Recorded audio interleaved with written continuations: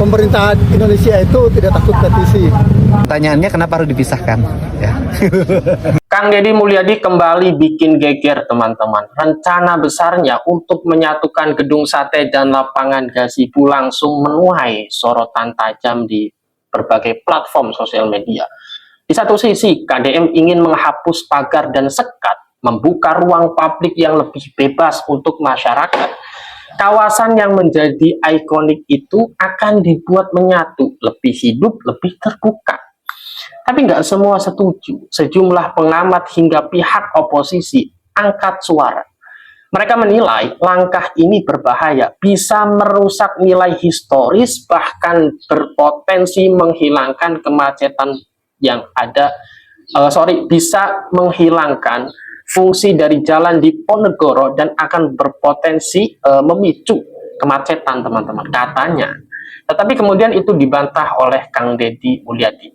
Ya, kita lihat dulu bagaimana tanggapan dari Kang Deddy Mulyadi dan apa-apa yang disampaikan oleh pengkritik dalam hal ini adalah soal penggabungan Gedung Sate dengan lapangan gazebo itu, teman-teman ya. Nanti juga saya akan bacakan secara kronologis lengkapnya di akhir video. Silakan. Eta gubernur konten Deddy Mulyadi unggah poena teh aya we pica capekaneun teh omongeun teh.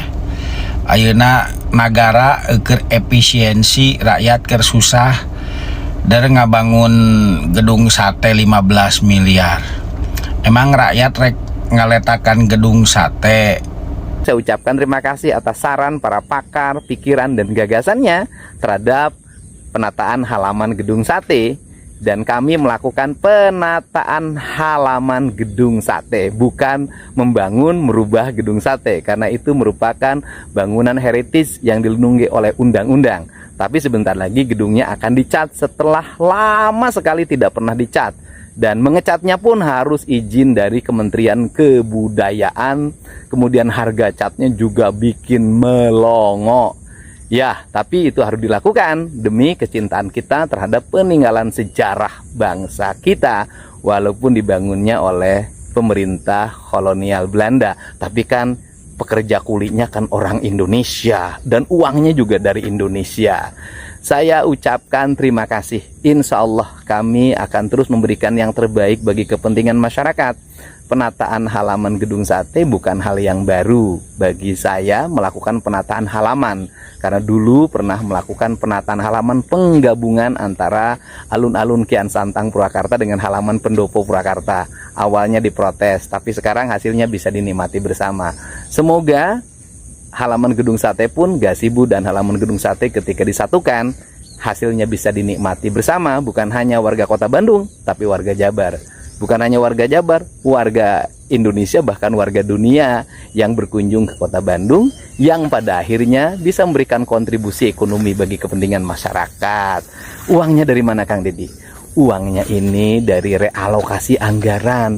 Perjalanan dinas gubernur dihapus 1,5 miliar, baju dinasnya dihapus, pemeliharaan mobil dinasnya dihapus, pembelian mobil dinasnya dihapus, semuanya dihapus. Dan uangnya itu diantaranya digunakan untuk melakukan penataan halaman gedung sate ini. Ayo pilih mana? Pilih uangnya saya habiskan tapi tidak ada yang marah, atau pilih saya gunakan untuk kepentingan yang bermanfaat baik hari ini maupun ke depan. Saya lebih memilih untuk penataan halaman meskipun harus menuai kritik, dibanding saya menikmati untuk kepentingan saya bebas kritik. Tapi pemimpin harus memilih di antara dua, bukan nyari senangnya saja, harus mau juga dikritik, karena kritik adalah kecintaan.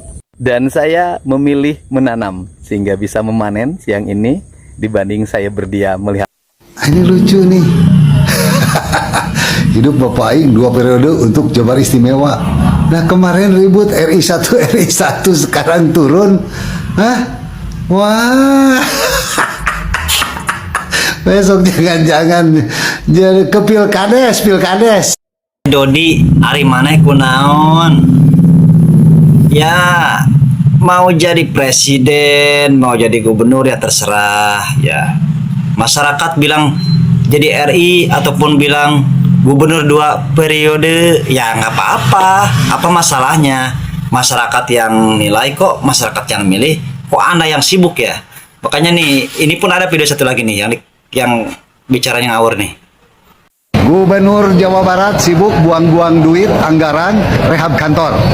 Presiden Prabowo saja yang anggarannya ribuan triliun nggak ada tuh ngerehab-rehab, ngebongkar-bongkar istana, ya bertahun-tahun istana nggak ada tuh, harus dibongkar-bongkar.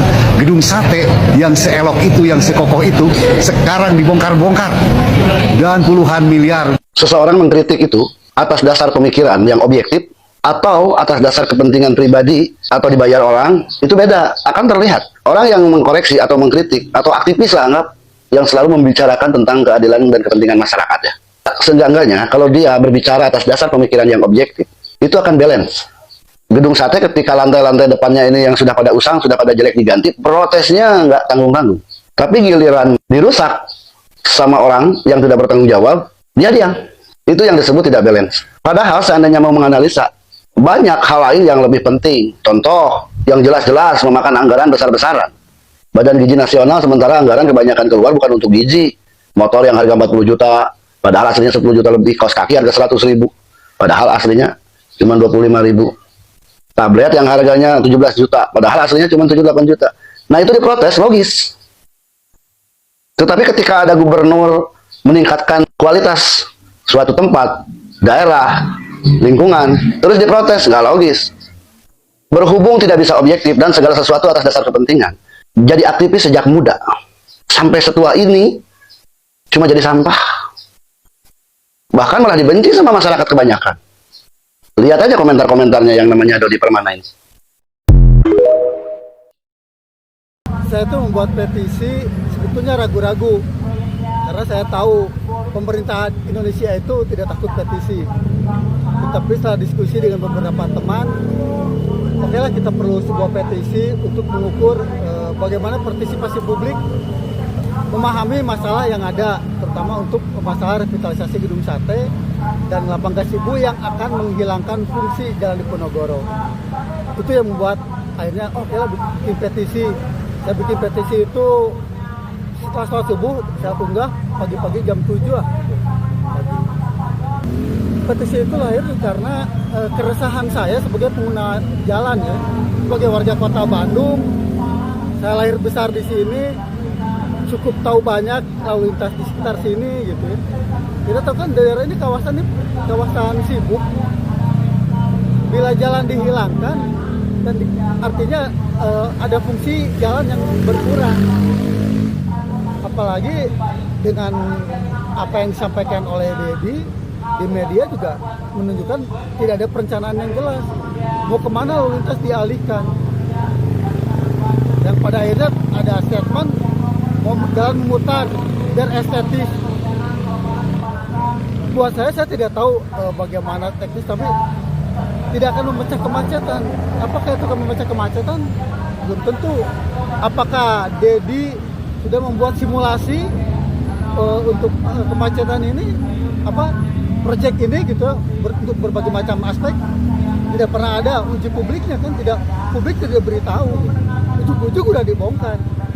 Jadi kekhawatiran utamanya adalah akan bertambah lagi titik kemacetan dan bertambah parah Jalan Surapati untuk menerima beban kendaraan yang begitu besar, apalagi di rush hour ya, pagi dan sore, jam pergi dan bubar kantor. Eta gubernur konten geus nyieun deui omongan gawena teh naon si prestasina. Ayeuna guru di Jawa Barat 3.800 urang teu digaji geus 2 bulan. Dar manehna ngomean halaman gedung sate.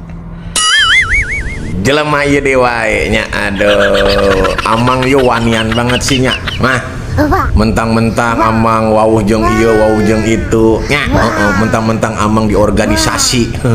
Aku takut. Tapi amang ya bagi saya cemen. Nah, lain penggiat sosial media cemen. Kenaon sebut cemen? Komentarna di pareuman. Berarti amang seorang laki-laki yang tidak kuat untuk menerima cacian dan hinaan. Ya, mentalnya masih mental kerupuk. Geus kitu kerupukna ge kacaian.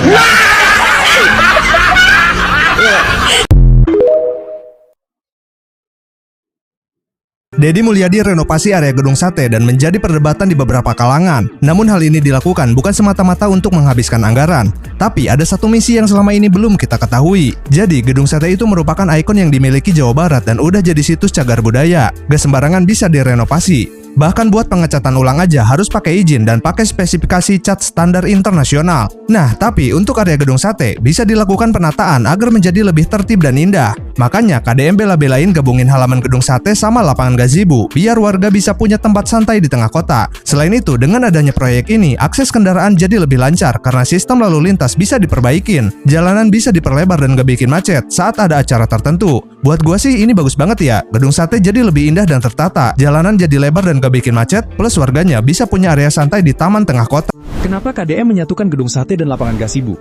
Dari sisi keamanan, Gedung Sate bukan gedung lagi yang aman. Ya, untuk keamanan para pejabat di Gedung Sate. Kenapa? Sniper ada di Pullman membidik ke arah Gedung Sate. Itu sangat mudah, sehingga saya lebih memilih tinggal di rumah saja daripada di Gedung Sate. Dan yang terpenting yaitu mengembalikan kembali marwah Gedung Sate sebagai pusat pemerintahan yang menyatu dengan ruang publik, supaya tidak ada jarak antara pemerintah dan warga. Jadi warga bisa sambil jogging teriak-teriak, "Kang Deddy!" Pertanyaannya kenapa harus dipisahkan? Ya. Tujuannya agar akses halaman Gedung Satenya terbangun dengan baik. Saya begini deh, bayangin kan bagaimanapun era demokratisasi melahirkan demonstrasi. Nah, setiap terjadi unjuk rasa, itu jalan di Ponorogo ditutup. Akhirnya terjadi kemacetan di kota Bandung yang parah, sehingga nanti ke depan tidak akan pernah itu terjadi karena jalan di Ponorogo-nya tetap terbuka, tidak akan terganggu oleh berbagai kegiatan di halaman Gedung Sate. Bukan, jalannya melingkar. Jadi kan itu Gedung Sate ini jalan di Ponorogo, nanti muter ke depan Pullman, belok kanan, nanti sebagian gazebo digunakan untuk jembatan di ujungnya. Jadi lebih baik. Berarti yang demo tetap Ya boleh, mau unjuk rasa kan boleh, tapi kan tidak mengganggu lalu lintas. Oke teman-teman, jadi alasan Kang Deddy Mulyadi merevitalisasi Gedung Sate dengan lapangan gazebo itu untuk memberi ruang kepada para pendemo, kepada para aktivis untuk melakukan demonstrasi agar nanti tidak mengganggu jalanan teman-teman ya. Karena kan seringkali kalau ada aksi demo-demo gitu ya, itu biasanya mengakibatkan kemacetan gitu. Dan soal jalan di Ponorogo itu tidak hilang fungsinya ya teman-teman. Langsung saja saya akan bacakan dari CNN Indonesia. KDM pastikan jalan di Ponorogo tidak ditutup imbas penataan Gedung Sate. Deddy Mulyadi menegaskan jalan di Ponorogo di Bandung tidak akan ditutup, melainkan hanya mengalami pengalihan arus seiring rencana penataan kawasan baru di sekitar Gedung Sate. Kang Deddy menjelaskan perubahan yang direncanakan akan mengubah pola jalan menjadi melingkar. Ya, jadi jalannya itu melingkar. Sehingga tidak lagi membelah kawasan gazebo dan Gedung Sate. Tidak ada penutupan jalan di Ponorogo, yang ada pengalihan ruas dan yang membelah antara gazebo dan Gedung Sate menjadi melingkar, kata Kang Deddy Mulyadi.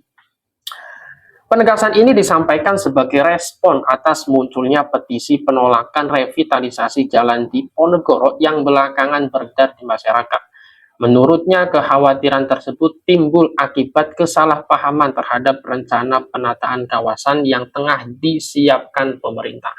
Jadi jelas ya, ini ada dispemahaman, ada disinformasi bahwa Kang Deddy Mulyadi itu melakukan revitalisasi Gedung Sate dengan lapangan gazebo itu nanti akan berimpact pada hilangnya fungsi jalan di Ponorogo yang itu menjadi jalanan yang sangat sentral bagi masyarakat di Jawa Barat. Padahal faktanya tidak ya teman-teman. Kang Deddy menambahkan, pengalihan arus lalu lintas tidak akan dilakukan dalam waktu dekat, melainkan setelah pembangunan kawasan rampung dan dinilai siap digunakan. Selama jalannya belum dibangun, tidak akan kita tutup. Nanti setelah dibangun nyaman, baru kita alihkan, ujar Kang Deddy Mulyadi. Kang Deddy menjelaskan, penataan kawasan bertujuan menciptakan ruang publik yang lebih tertib dan nyaman tanpa mengurangi akses masyarakat terhadap area tersebut.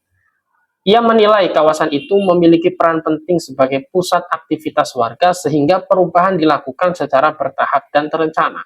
Selain itu, rekayasa lalu lintas yang diterapkan diharapkan dapat mengurangi kemacetan sekaligus meningkatkan keselamatan pengguna jalan.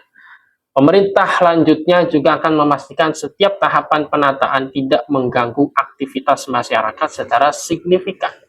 Dengan demikian, Dedi menegaskan bahwa tidak ada rencana penutupan jalan Diponegoro, melainkan penyesuaian arus lalu lintas guna mendukung penataan kawasan yang lebih baik.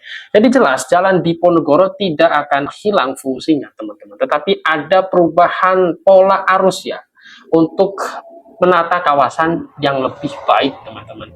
Yang itu nanti yang merasakan manfaatnya bukan hanya para pejabat, tetapi juga masyarakat di lingkungan Jawa Barat itu sendiri, di lingkungan Gedung Sate itu sendiri ya, teman-teman. Ya mungkin itu saja, kurang lebihnya mohon maaf. Wassalamualaikum warahmatullahi wabarakatuh.